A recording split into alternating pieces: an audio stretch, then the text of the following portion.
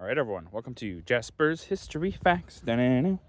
Well, today is October the 23rd, and on this day in 2001, Apple released the iPod, a handheld device that you could listen to music through. I'm sure many of you watching this remember the iPod, and if you don't, well, that makes me sad, but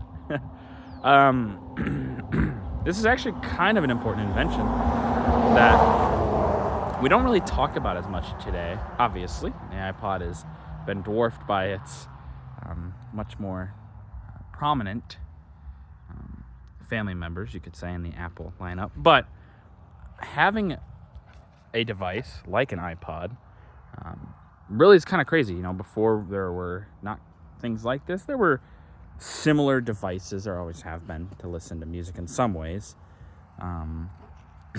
But this is the first real example of like a powerful technology that could hold as many songs as it did. I mean, it was a big thing, if you remember. It was the cool thing to have an iPod at one point, things like that. I'm not really sure they make them no more. But this would lay the groundwork for the future developments in this technology that Apple would have. Things like the iPhone, or even the further developments of the iPod, with the touchscreen version of the iPod as well, eventually.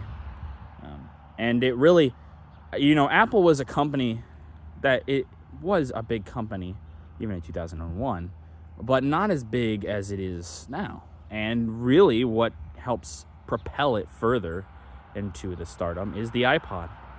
It revolutionizes a lot of the early aughts technology because it is such a gold standard then. And it's why Apple has that gold standard that it does now. A lot of people think of it as. Why it's seen as a premium product. Because of the iPod. Now, not to say the Macintoshes weren't important. They definitely were. But a lot of people, you know, computers just weren't that big in 2001. Let's just be honest here. They were used. They just weren't as big as they are now.